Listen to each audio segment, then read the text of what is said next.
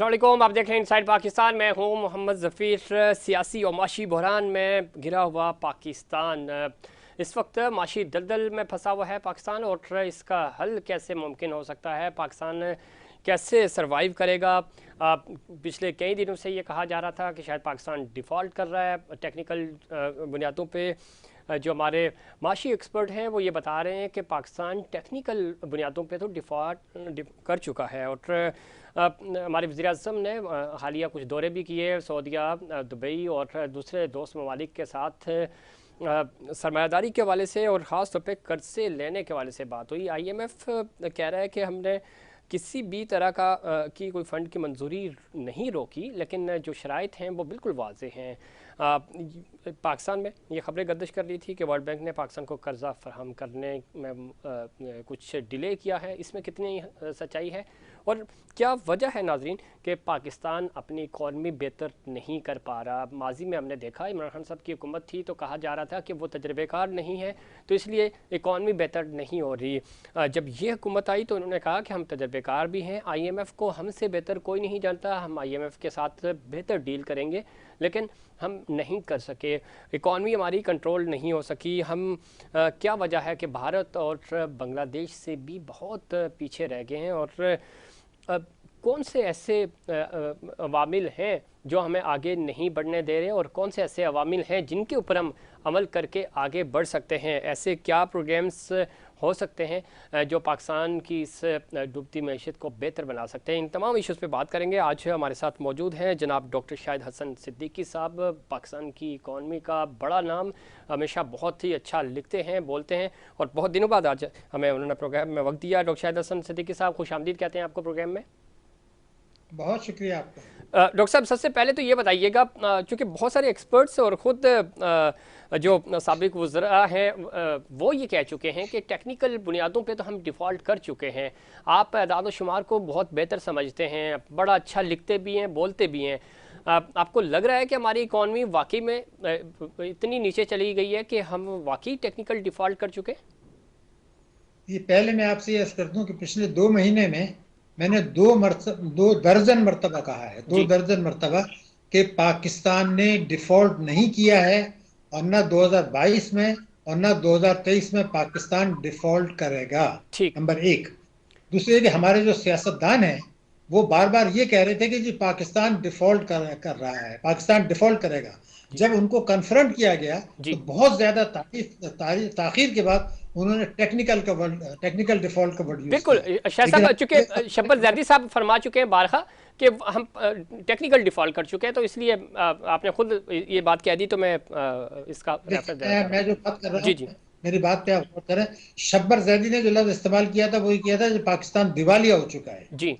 उनको ये बात मालूम नहीं है कि मुल्क दिवालिया नहीं हुआ करते, दिवालिया इदारे होते हैं, और दिवालिया होने का फैसला जो है वो अदालतें करती हैं। तो ऐसी कोई कोर्ट दुनिया में मौजूद नहीं है जो किसी मुल्क को दिवालिया डिक्लेयर करे। ठीक। उन्होंने दिवालिया का लफ्ज यूज किया था, नंबर एक। दूसरे कि अगर टेक्निकल डिफॉल्ट एक इंटरनल मैटर है, वो तो फिर आप दुनिया को बार बार ये क्यों बताना चाहते हैं कि हमने डिफॉल्ट किया? ये पाकिस्तान की आप कौन सी खिदमत करना चाहते हैं? ठीक। अगर पाकिस्तान की खिदमत थी तो खामोश बैठ के आप आपस में हुकूमत से सियासतदान मुज़ाकरात करते कि पाकिस्तान को इस मुश्किल से कैसे निकाला जाए।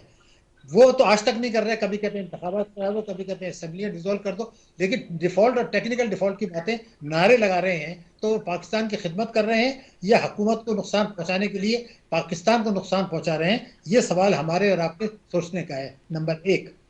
दूसरे कि आपने जो अहम नुकात उठाए हैं उसमें मसला है IMF का। जी पहले मैं आपसे बता दूं कि पाकिस्तान में मैं कम से कम 2 दहाइयों से हमारे पास दस्तावेजी सबूत हैं जी कि हुकूमतें ये चाहती हैं, हुकूमतें, कि पाकिस्तान IMF के चुंगल में फंसा रहे। क्योंकि IMF के चुंगल में जब आप फंसते हैं तो उनकी शराइत की आड़ में आप आवाम को जो है ऊपर टैक्स लगाते हैं, इनडायरेक्ट टैक्सेस लगाते हैं, बिजली गैस पेट्रोल के नर्ख बढ़ाते हैं। वो तमाम चीजें IMF की शराइत के नाम पे की जाती हैं, ठीक। और उसका मकसद होता है अशराफिया को मराद देना। तो हमारी हुकूमतें, मौजूदा हुकूमत इमरान खान इससे तब ये चाहते थे, फौजी हुकूमतें, जरदारी की हुकूमत, के हम IMF के चुंगल में फंसे रहें, और उसमें वो कामयाब हुए। इससे हटके मैं आपको बता दूं, ये चाहता है कि पाकिस्तान को आईएमएफ के प्रोग्राम में रहे, और वो कोशिश करता है कि पाकिस्तान आईएमएफ के प्रोग्राम से बाहर ना निकले। अगर किसी वक्त पाकिस्तान ने यह फैसला किया, इसके दस्तावेजी सबूत हैं कि हम आईएमएफ के पास नहीं जाना चाहते, हम अपने मामला खुद हल करेंगे, तो आईएमएफ ने हमें मोटिवेट किया कि जनाब आप तशरीफ लाएं, हम आपको कर्जा देने के लिए तैयार हैं। अमेरिका बीच में कूदा, यूरोपियन यूनियन कूदा कि आप आईएमएफ से कर्जा लें, हमें दबाव दिए डाला गया। तो ये एक बैनुल अक़वामी साजिश है जिसमें हमारे सियासतदान, हमारे हुक्मरान इसलिए शामिल होते हैं कि अपने इक़्तिदार को तूल दें अमेरिका को खुश करने के लिए, और आवाम के ऊपर टैक्सों का बोझ डालें और मईशत को डॉक्टर शाहिद हसन सिद्दीकी साहब, जो मेरी अंडरस्टैंडिंग है, कर्जा लेना कोई बुरी बात नहीं है। ज़रा कर्जे से आप अपने आप को एक किकबैक मिलती है, आपको सपोर्ट मिलती है। आईएमएफ में जाना भी हमने देखा कि बांग्लादेश आईएमएफ में गया और निकल गया वहाँ से, उसने उस चीज़ का फ़ायदा उठाया। हम इस तमाम कर्जे का फ़ायदा क्यों नहीं उठा पाते? दुनिया भर में आईएमएफ प्रोग्राम चलते हैं और वो इकॉनमी अपनी संभालने के बाद इस सारे जंगल से बाहर निकल जाते हैं। तो हम कहाँ फेल हो रहे हैं? और क्या जो आप जिस तरफ इशारा भी कर रहे थे कि शायद हमारी विल पावर भी नहीं है कि हम इस सारे जंगल से बाहर निकलें। बहुत अहम नुक्ता आपने उठाया है, क्योंकि इसका ताल्लुक सिर्फ मईशत से नहीं है, इसका ताल्लुक 22 करोड़ आवाम से है, और इसका ताल्लुक पाकिस्तान की सलामती से है, कौमी सलामती से हमारा ताल्लुक है, क्योंकि हमें घेरा जा रहा है। बात दरअसल ये है कि जब से आज़ादी के बाद से अब तक 23 वज़ीर-ए-आज़म आए, 23, पाकिस्तान को पहली दफ़ा आईएमएफ के जंगल में फंसाया डिक्टेटर अय्यूब खान ने। उससे पहले 11 सालों में हम आईएमएफ के पास नहीं गए थे। 1958 से अब तक शहबाज शरीफ साहब 23वें वज़ीर-ए-आज़म है आज़ादी के बाद से, और 23वां प्रोग्राम चल रहा है। आप ये देखिए, तो क्या मतलब निकला कि ये खेल है, पाकिस्तान को फंसाया जा रहा है। 23वें वज़ीर-ए-आज़म आज़ादी के बाद से, और 1958 के बाद से हमारा आईएमएफ का 23वां प्रोग्राम। भारत 1991 के बाद से आईएमएफ के प्रोग्राम में नहीं गया। एक तो ये बात हो गई। तो हम क्यों ये जाते क्यों हैं? हमारी जो मईशत है वो है अशराफिया की मईशत। अशराफिया की मईशत ये है कि इसमें बेशतर फैसले जो मईशत के होते हैं वो ताकतवर तबकों के, मालदार तबकों के, माफिया जिसे भी आप कह सकते हैं, टैक्स चोरों के, कर्जे माफ कराने वालों के, टेक्सटाइल के लिए, बरामदात के लिए, प्रॉपर्टी माफिया के लिए, स्टॉक एक्सचेंज, इन लोगों को फायदा पहुंचाने के लिए, नाजायज फायदा पहुंचाने के लिए ये कर्जे लिए जाते हैं और इसका बोझ आवाम पर मुंतकिल कर दिया जाता है। ये अशराफिया की मईशत। ठीक, अगर हमारी अच्छी मईशत हो तो हम ये करें कि जो जितना आमदनी ज्यादा कमाता है वो अल्लाह का शुक्र करे, 2 नमाज रकात पढ़े कि अल्लाह मैंने मुझे आमदनी बढ़ाई, और उस पर टैक्स दे दे। हम लोग मालदार तबकों से टैक्स लेना नहीं चाहते। हमारी पाकिस्तान की कोई पार्लियामेंट ने आज तक ये कानून पास नहीं किया कि पाकिस्तान में जो आदमी भी कमाता है, आप 10 लाख रुपए मुकर्रर कर दें कि 10 लाख से नीचे जो कमाता है उस पर कोई टैक्स नहीं है। ठीक है, लेकिन 10 लाख से ऊपर सालाना जो भी कमाता है वो टैक्स दे, और जैसे जैसे आमदनी बढ़ती है उसका टैक्स बढ़ता जाए। ये हम कानून माफ बनाने के लिए तैयार नहीं है, लेकिन तीनों बड़ी पार्टियों के मंशूर में लिखा है कि हम करेंगे। सूबाई असेंबली डॉक्टर शाहिद हसन साहब, बहुत अच्छी आप बात कर रहे हैं और हमेशा आप करते हैं इस तरह की बात। क्या वजह है? हमने देखा जिस तरह आपने भी कहा 23वें वज़ीर-ए-आज़म है शहबाज शरीफ साहब, 23वां प्रोग्राम भी है आईएमएफ का हमारा। अयूब खान साहब के दौर में ये सिलसिला शुरू हुआ, फिर इन आउट लगा रहा। ये क्या वजह है कि हुकूमतें तो नहीं कर रही, 3 बड़ी पार्टीज जिनकी तरफ आप इशारा कर रहे हैं, तीनों ने पाकिस्तान को सर्व किया लेकिन इन्होंने कोई रिलीफ नहीं दिया आम आवाम को। इस पूरे मामले में रियासत और रियासत के साथ जुड़ी माशी जो हमारे दानिशवार हैं और आप जैसे जो लोग हैं जो हमेशा बड़ा अच्छा लिखते हैं, बोलते हैं, उनका जो इनपुट है वो क्या हुकूमतें उस इनपुट को लेने को तैयार नहीं, और रियासत ज़ाहिर प्रेशर डाल के ये सारा काम करवा सकती है क्योंकि अल्टीमेट पावर तो है, क्योंकि पाकिस्तान का सर्वाइवल होगा, पाकिस्तान होगा, मैं आप हम सब होंगे ना। तो रियासत क्यों नहीं फोर्स कर पाती इन लोगों से इस कानून पे अमल दरामद कराने के लिए ताकि आम आवाम तक जाए, अशरफिया से निकल कर रिलीफ मिले लोगों को? देखिए, आपने बड़ा अहम जुमला बीच में बोल दिया, मैं चाहता हूँ उसको मैं दोहरा दूँ जी, कि ये क्यों नहीं, ये जो अशराफी, इन लोगों को ये समझना चाहिए कि जो कौमी दौलत लूट रहे हैं इख्तियारात से, अगर खुदा न खास्ता पाकिस्तान को कुछ नहीं हुआ तो वो भी महफूज नहीं रहेंगे। ऐसे ही आपने ये बात कही और मैं इसकी कदर करते हुए इसको दोहराया है, वो भी महफूज नहीं रहेंगे, वो भी बच के नहीं निकल सकेंगे। इसलिए अगर पाकिस्तान है तो उनको दौलत कमाने के भी मौके हैं, तो कोशिश करें, जो कुछ करना था कर लिया, अब पाकिस्तान के लिए काम करें और अपने लिए भी काम करें, लेकिन पाकिस्तान की कीमत पर दौलत ना कमाएं, ये बर्दाश्त नहीं होगा। पाकिस्तान के अवाम बर्दाश्त नहीं करेंगे दुनिया के बदलते हुए हालात। उसकी वजह मैं आपको बता दूं, सऊदी अरब ने कुछ अर्से पहले हमें $1.5 अरब के तोहफा दिया था और कहता है ये वापस ना करें। $1.5 अरब का तोहफा दिया था कुछ अर्सा पहले। आज कल सऊदी वजीर खजाना का बयान था कि हम अपने मुल्कों में टैक्स अपने शहरियों से टैक्स लेते हैं, पाकिस्तान की हम मदद करते हैं और वो टैक्स नहीं लेता, तो हम क्यों करें? अब हम शर्त लगाएंगे पाकिस्तान पर? कितने शर्म की बात है। अभी एक तो अमेरिका कहता था, यूरोपियन यूनियन कहता था, आईएमएफ कहता था कि आप टैक्स चोरी रोकें और टैक्स लगाएं। अब सऊदी अरब ने भी कह दिया। तो क्या ठीक। मतलब, हम चाहते क्या है? मतलब हम, कोई इज्जत हमारी नहीं है? क्यों क्यों नहीं चाहते? कि अभी तक हमारे जहन में ये है कि इस मुल्क से दौलत लूटें, उस पैसे को बाहर भेज दें, और उसके बाद यहाँ पर जो है महंगाई बढ़ाएं, जखीरा अंदोजी करें, स्मगलिंग करें, ठीक। सट्टेबाजी करें, हुंडी हवाले का कारोबार करें। एहतसाब का कोई कोई जो है तस्वुर मौजूद नहीं है। और सियासतदान ये समझते हैं कि अगर उनको इक़्तिदार में आना है तो उनको ताकतवर तबकों के हिमायत हासिल करनी होगी, बिल्कुल जिनको ऐसे ही आप है। माफिया शराफिया कह लें, उन्हीं की हिमायत से इक़्तिदार में आते हैं। और एक सेनेटर ने कहा था कि अगर कोई एग्रीकल्चर पर टैक्स लगाएगा तो हम उस हुकूमत को गिरा देंगे। ठीक। इसी तरीके से अगर कोई आदमी मईशत को दस्तावेजी बनाने की कोई कोशिश करेगा, क्योंकि 40,000 अरब रुपए का काला धन है, कोई लगाने की हिम्मत नहीं करता, फौजी हुकूमतों ने नहीं की तो कोई और क्या करेगा? ये एक बदकिस्मती हमारी है कि अशराफिया का खेल है सारा। पार्लियामेंट में अभी आप देखिए कि 270 या कितने थे जिन्होंने अपनी रिटर्न्स फाइल नहीं की। अब अगर 38 लाख आदमी अपने गोशवारे दे सकते हैं, तो ये कौन से क्यों नहीं देते? बिल्कुल अभी देने चाहिए। सस्पेंड हुई। बिल्कुल देने चाहिए डॉक्टर साहब। इसमें एक चीज़ और, चूंकि आपने सऊदीया का जिक्र किया, हम या तो कोई सऊदीया में पैसे रखवा देता है, बैलेंस कर देता है, अब ज़रा उसने भी शराइत आयद कर दी। दो चीज़ें बड़ी इंपॉर्टेंट है जो मैं समझता हूँ कि आपसे पूछनी ज़रूरी है। एक तो ये कि हम कर्जा जिस भी मुल्क से लेते हैं, ज़ाहिर कर्जा आपको वापस करना होता है और उसके ऊपर सूद भी लगता है, तो वो और मुसीबत पड़ जाती है हमारे लिए। हम कर्जे के बजाय हम सरमायादारी पे यकीन क्यों नहीं रखते? और सऊदीया ने भी ये बात की है कि हम आपके साथ सरमायादारी तो कर सकते हैं, आप बताएं कि हम क्या करें ताकि हम सरमाया कर सकें और आपको कोई फ़ायदा हो। तो इस प्रपोज़ल के ऊपर भी हम क्यों नहीं काम कर रहे, और क्यों हम अपने आप को, पाकिस्तान को अपनी पैदावार बढ़ाने के लिए, अपनी प्रोडक्शन बढ़ाने के लिए तवज्जो नहीं दे रहे? हम सिर्फ कर्जा उठाए जा रहे हैं और फिर किस्तें चढ़ जाती हैं, फिर हमें वो सूद समेत वापस करना होता है। देखिए, आपने एक बहुत आम नुक्ता उठाया है। मैं आपको अभी बता दूं कि जनेवा में कॉन्फ्रेंस हुई जिसमें बहुत ज्यादा मुबारक सलामत हो रही है। जी जी। उसमें पता है कि 9.7 अरब डॉलर का कमिटमेंट हुआ है हमारे साथ। बिल्कुल। 9.7 अरब डॉलर जो 3 साल में मिलेगा। उसमें से 8.8 बिलियन डॉलर्स, जी यानी तकरीबन 90% कर्जे हैं। ये जो हमें कुछ मिल रहा है ये कर्जे हैं। इस्लामिक डेवलपमेंट बैंक ने हमें कर्जा दिया है 4.2 अरब डॉलर का, जी। जी वो 3 साल में आलमी। तो ये हमें कर्जे ही देते हैं, हम सरमायाकारी नहीं करते। हम तो चाहते हैं, लेकिन दुनिया पाकिस्तान में सरमायाकारी करने के लिए तैयार नहीं है, मुख्तलिफ वजूहात की बिना पर। बिल्कुल। अगर मैं आपको बताऊं कि समंदरदार पाकिस्तानी, जो भी आप कह लें, उसमें जो बहुत सारी खेल भी है, स्मगलिंग भी है, लेकिन 31-30 अरब डॉलर की वो पाकिस्तान के अंदर रेमिटेंस बेचते हैं, लेकिन वो पाकिस्तान में सरमायाकारी करने के लिए तैयार नहीं है।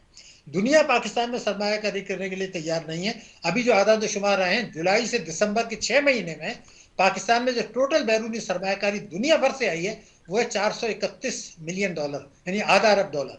और रेमिटेंसेज आ गए 29 अरब डॉलर।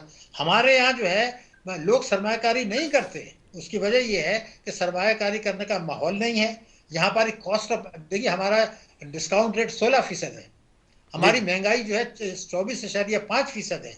भारत में महंगाई 6% है। बांग्लादेश में महंगाई 9% है। तो जब आपके रुपए की कदर गिर रही है, 177 रुपए का डॉलर हुआ करता था और आज जो है ना 239 का है, तो जो लोग सरमाया लाएंगे वो जब वापस ले जाएंगे उनको तो बहुत महंगा पड़ेगा। करप्शन भी है, कॉस्ट ऑफ प्रोडक्शन भी ज्यादा है, हमारे स्किल्ड लेबर भी नहीं है। एक दर्जन वजूहात हैं जिसकी बना पर दुनिया पाकिस्तान में सरमायाकारी करने के लिए तैयार नहीं है। और जो कुछ सरमायाकारी आती है उसमें बड़ी हद तक निचकारी होती है। आपने हबीब बैंक भेज दी, यूनाइटेड बैंक भेज दिया, पीटीसीएल भेज दिया, वो जो पैसा आया उसको आपने कहा जी सरमायाकारी है, हालांकि सरमायाकारी नहीं है, ये तो आपने असासे बेचे हैं। ठीक है। सरमायाकारी के लिए आपको एक माहौल बनाना पड़ेगा, मईशत को दानिशमंदी से इस्तेमाल करना पड़ेगा। अशराफिया की मईशत अगर आप बनाएंगे जो है, तो कोई भी यहाँ सरमायाकारी नहीं डॉक्टर साहब, करेगा। मैं बिल्कुल मुत्तफिक हूँ आपकी इस बात से। और दुनिया भर में हमने देखा कि लॉबिंग होती है, दुनिया भर में जो आप जैसे दानिशवर होते हैं उनकी खिदमात ली जाती हैं, और ज़ाहिर एक जो इंटेलेक्चुअल्स हैं उनकी राय ली जाती है, उसके ऊपर प्रपोजल तैयार होते हैं, कॉन्सेप्ट्स बनते हैं। हमारे यहाँ ये प्रैक्टिस नहीं की जाती, और अगर कोई करे भी तो जो हमारे उस वक्त के वज़ीर ख़जाना होते हैं या उनकी टीम होती है वो किसी थिंक टैंक के साथ कनेक्ट होने की कोशिश ही नहीं करते ताकि उनको बेहतर एडवाइस मिल सकें। उनके जो एडवाइज़र होते हैं तो वो तो आपको पता है हुकूमत चलाने की हद तक तो ये चीज़ें कर रहे होते हैं। हमारे यहाँ प्रोडक्शन पे जोर नहीं दिया जा रहा है, हमारे यहाँ रॉ मटेरियल क्यों खुद नहीं बनाया जा रहा और यहाँ से प्रोडक्शन, और ख़ास तौर पे हम ज़रूरी मुल्क हैं, गंदम हम यहाँ से पहले अफगानिस्तान भेज देते हैं, फिर वहाँ से हम आटे के लिए डॉक्टर साहब इस 75 साल तारीख में लोग ख़ुदकुशियाँ वैसे तो करते रहे भूख इफलास से, लेकिन आटे की लाइन में लग के किसी ने कभी जान नहीं दी थी। बदकिस्मती से वो चीज़ें भी हो रही हैं। तो इन चीज़ों पे हम क्यों फोकस नहीं कर पा रहे, और जो हमारा इंटेलेक्चुअल है, जो दानिशवर तबका है, उसकी खिदमत हमारी चाहे इस्टेब्लिशमेंट हो, चाहे रियासत हो या हुकूमत हो, वो ये खिदमत क्यों नहीं ले रही? दुनिया भर में तो लोग दुनिया भर से एक्सपर्ट बुलाते हैं कि आएँ बताएँ हम अपनी इकॉनमी कैसे बेहतर कर सकते हैं। देखिए, पहले ये गलत फहमी मैं दूर कर दूं कि पाकिस्तान में जो हुकूमतें हैं उनको पता नहीं कि क्या करना है। हमें किसी एक्सपर्ट की जरूरत नहीं है, आप मेरी बात यकीन कर लें, हमें जरूरत नहीं है।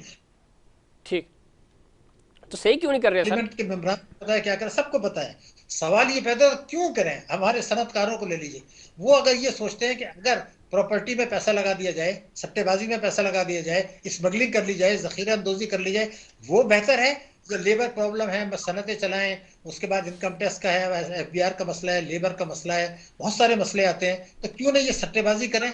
100 रुपए, 20 करोड़ रुपए की प्रॉपर्टी आप खरीदें, 2 करोड़ रुपए उसकी मार्केट वो वैल्यू है एफबीआर की, 18 करोड़ का चोरी का पैसा वहां उनका चला गया। तो हुकूमतें, इन नामो नेहाद माहिरीन, जहां इंटेलेक्चुअल करप्शन है, और पार्लियामेंट इन के मशवरे से, इदारों के मशवरे से ऐसी पॉलिसियां बनाई जाती हैं कि टैक्स चोरी की हौसला अफजाई होती रहे। इसके दस्तावेजी सबूत मौजूद हैं। कोई 7,000 बिलियन रुपीस के टैक्स कम वसूल कर रहे हैं हम, उसका बोझ आवाम पे डालते हैं और फिर कर्जे लेते हैं। तो हम तैयार नहीं है, क्योंकि अशराफिया नाराज हो जाएगा। अशराफिया को कोई भी नाराज नहीं करना चाहता। इलेक्टेबल्स का कंसेप्ट क्या है? इलेक्टेबल्स का कंसेप्ट यही है कि जो लोग इलेक्शन जीते हैं वो जिस पार्टी में आ जाएंगे तो वो पार्टी उनको अपने साथ शामिल करती है, फिर वो कहते हैं खबरदार जो ये टैक्स लगाए। उसकी एक मिसाल दूं, इमरान खान साहब, उन्होंने ये कहा था कि जो लोग उनके रिकॉर्ड पर है कौमी दौलत लूट के पाकिस्तान से बाहर बेचते हैं वो गद्दार हैं और मुल्क के दुश्मन है। वो गद्दार हैं और मुल्क के दुश्मन है कहा। लेकिन वो एमनेस्टी लेके आए कि जो दौलत लूट के बाहर गई थी उसको पाकिस्तान लाने की जरूरत नहीं है। तो अगर वो गद्दार थे तो जिसने ये एमनेस्टी दी, देखिए ना, मजबूरी है, हर हुकूमत एमनेस्टी देती है, फौजी हुकूमत भी देती है। कोई ये कानून नहीं बनाता कि दूसरी भी दौलत पाकिस्तान लाए। डॉक्टर साहब, जो दौलत पाकिस्तान में है, जी जुमला पूरा कर लो, वो भी लेने के लिए तैयार नहीं है। तो सारा पॉलिसियां, सारे इकदाम, हमें किसी के मशवरे की, कोई एक्सपर्ट की जरूरत नहीं है। हर चीज हमारे पास मौजूद है। लेकिन पाकिस्तान की पार्लियामेंट, पाकिस्तान के इदारे और जो है स्टेट बैंक, एफबीआर, इनका एक माफिया है जो बैरूनी माफिया अमेरिका और आईएमएफ वगैरह से मिलकर पॉलिसियां बनाता है। वो उन इस्लाहात को, मसलन मैं आपको बता दूं, तीनों पार्टियां उनके मंशूर के मुत्तफ़िक़ा नुकात हैं, तीनों में यकसा हैं। अगर वो पे 3 पे अमल कर लें तो पाकिस्तान ठीक हो जाए। इसका मतलब उनको पता है क्या करना है। ठीक है, मुस्लिम लीग नून ने भी यही कहा था, उसने तहरीक इंसाफ ने भी, सबके यकसा हैं। बिल्कुल ठीक है डॉक्टर साहब, क्या करना है इनको पता भी है, करना नहीं चाह रहे जो आप विल पावर की बात कर रहे हैं, और इनको पता भी है कि सिस्टम कैसे सही होगा। डॉक्टर साहब, चूंकि वक्त कम है, मैं दोनों सवाल एक साथ कर दूंगा, फिर आपका जवाब चाहूँगा। डॉक्टर साहब, एक चीज़ जो हमें नज़र आ रही है, 75 साल का पाकिस्तान हो गया, और 75 सालों में शायद हम, जब पाकिस्तान बना था तो इतना बुरे हालात नहीं थे। कम अज़ कम उस वक्त एक क़यादत मौजूद थी, विल मौजूद थी, एक मोटिवेशन मौजूद थी। आज गैर यकीनी की सूरत हाल है। एक आम शहरी भी परेशान है, और मिडिल तबका जो है वो भी परेशान है, और छोटा कारोबारी तबका भी जो है वो परेशान है, और जो माफियाज़ हैं वो ज़्यादा एंजॉय कर रहे हैं, मज़े कर रहे हैं। वो उनका पैसा चूँकि दुबई और दुनिया भर में उन्होंने रखा हुआ है। दूसरा ये कि शायद आपकी नज़र से गुजरा हो, पिछले दिनों भारतीय वज़ीर-ए-आज़म मोदी जो हैं वो एक जलसा आम से खिताब कर रहे थे, और उन्होंने उस जलसे में ये तज़हीक अमेज़ लहजे में उन्होंने ये कहा कि हमने पाकिस्तान के साथ जंग करने की हमें ज़रूरत नहीं है, उनके प्राइम मिनिस्टर को हमने लगा दिया, वो जगह जगह जाके कटोरा लेके पैसे मांग रहा है अपना मुल्क चलाने के लिए, वो हमसे क्या जंग लड़ेंगे, हम तो हमारे तो दूर दूर इनसे मुकाबला ही नहीं है। तो सर, इस 75 सालों में हमने ये पाया है इस वक्त। देखिए, आपकी बात बिल्कुल सही है, और हमने आधा मुल्क भी गंवाया है, और बांग्लादेश जो हमसे अलग हुआ था वो हमसे ऊपर चला में जी, बहुत आगे, और उसकी फी का आमदनी भी हमसे ज्यादा है, उसका तालीम का बजट भी हमसे ज्यादा है, उनका सेहत का बजट भी उनसे ज्यादा है, टैक्सों की आमदनी भी उनकी हमसे ज्यादा है, मईशत का ग्रोथ रेट भी हमसे ज्यादा है, और अफराद बहुत कम है। तो ये तो हमने तबाही बर्बादी अपनी पैदा करता है। अब अगर इससे निकलने का एक तरीका है, क्योंकि कोई सियासी पार्टी अकेले तो नहीं करेगी, मैं आपको यकीन दिला रहा हूं, ना फौजी हुकूमत करेगी। अब एक तरीका है कि इतना इनके ऊपर दबाव डाला जाए कि इस वक्त मसला पाकिस्तान की सलामती का है, सिर्फ मईशत का नहीं है। पाकिस्तान के जौहरी प्रोग्राम को खतरा है, पाकिस्तान की सलामती को खतरा है, पाकिस्तान की 22 करोड़ आवाम को खतरा है, जो ये समझते हैं कि उनके बच्चों का मुस्तकबिल नहीं है, वो सलामती के लिए खतरा है। और जो दहशतगर्दी की वारदातें पाकिस्तान में कराई जा रही हैं, तो अगर हुकूमत टैक्सों का जालिमाना निज़ाम लाके, अगर हुकूमत IMF के नाम पर इक्तिसादी दहशतगर्दी करती है अपने अवाम से, तो वो कभी भी दहशतगर्दी पर काबू पा नहीं सकते। इक्तिसादी दहशतगर्दी करके दहशतगर्दी पर काबू नहीं पाया जा सकता, जो इस्तेमारी ताकतें पाकिस्तान में करा। तो वाहिद तरीका मैं 2-3 जुमले में आपको बता देता हूँ जी। कि दबाव ये डाला जाए कि कौमी सलामती कमेटी, जिसमें अफवाज पाकिस्तान भी हैं और हुक्मरान जमात भी है, उसमें एक मीटिंग बुलाई जाए कौमी सलामती कमेटी की। उसमें तमाम पार्टियां जिनकी कौमी असम्बली में एक से ज्यादा रिप्रेजेंटेशन है, उनको पाबंद किया जाए कि उसमें वो इजलास में तशरीफ लाएं। और उसमें कहानी बिल्कुल नहीं होगी, एक हलफनामा होगा। ठीक है। वो हलफनामा ये होगा कि उन तीनों बड़ी पार्टियों के जो मुत्तफ़िक़ा नुकात हैं टैक्सों के लिए, कि हर किस्म की आमदनी पर टैक्स लगाया जाएगा, मईशत को दस्तावेजी बनाया जाएगा, GST को कम किया जाएगा, पेट्रोल लेवी नहीं होगा, तालीम और सेहत का बजट 3 गुना किया जाएगा, तवानाई के शोबे में इस्लाहात की जाएंगी। इनको, इन मुश्तरका नुस्खात को लिख दिया जाए और इसमें हलफनामा लिया जाए कि कोई भी आए, कोई भी जाए, ये इस पर अमल दरामद होगा। और कानून ये होगा कि अगर उस पर अमल दरामद नहीं किया, तो जो उनका मैंडेट था हुकूमत करने का, वो खत्म हो जाएगा। ठीक। ये अहदनामे पर दस्तखत कराया जाए, नंबर 1। लेकिन इस पर यह काफी नहीं है। कानून बनाने के बाद यह कानून भी बनाया जाए कि जब भी इलेक्शन हो, तो जो इलेक्शन का फॉर्म होता है, जो सियासी पार्टी की तरफ से इलेक्शन लड़ा है, जी। वो भी इस अहदनामे में दस्तखत करे कि मैंने इस पर, मेरी पार्टी ने इसमें अहद किया है, अगर हमारी पार्टी और हम ये नहीं करते तो मेरी मेंबरशिप खत्म, मेरी हुकूमत खत्म। ये अगर आप नहीं करते, तो जैसे आपने कहा 75 साल से हम नहीं कर रहे, सिर्फ जबानी बातें कर रहे हैं। अब ये वक्त है कि चूंकि पाकिस्तान की सलामती को खतरा है, अवाम तबाह बर्बाद है, तो ये अगर हलफनामा करके, ये मीटिंग बुला के और इलेक्शन सेल में ये फॉर्म में ये क्लॉज डाल दें, अहदनामा लें और कानून साजी करें और आवाम को बताएं, तो फिर ये दबाव बढ़ेगा। वरना खतरात ही खतरात, खतरात ही खतरात। बहुत शुक्रिया जनाब डॉक्टर शाहिद हसन सिद्दीकी साहब। आप बता रहे थे कि कौमी सलामती को ख़तरा है और इस माशी दहशतगर्दी से छुटकारा पाने के लिए ज़रूरी है कि हल्फनामा लिया जाए और जो प्रैक्टिकली अप्रोच है, उस अप्रोच के साथ आगे बढ़ना होगा ताकि पाकिस्तान तरक्की कर सके और पाकिस्तान बेहतरी की तरफ जा सके, ट्रैक पे जा सके। नाज़रीन, वक्त हुआ ब्रेक का। ब्रेक के बाद हम मज़ीद बात करेंगे पाकिस्तान की जो सियासी सूरत हाल है वो क्या है, और सियासी इस्तेकाम जो है, माशी इस्तेकाम जो है वो सियासी इस्तेकाम से जुड़ा है, तो सियासी इस्तेकाम कैसे आएगा, इस पर बात करेंगे। लेकिन उससे पहले कमर्शियल ब्रेक।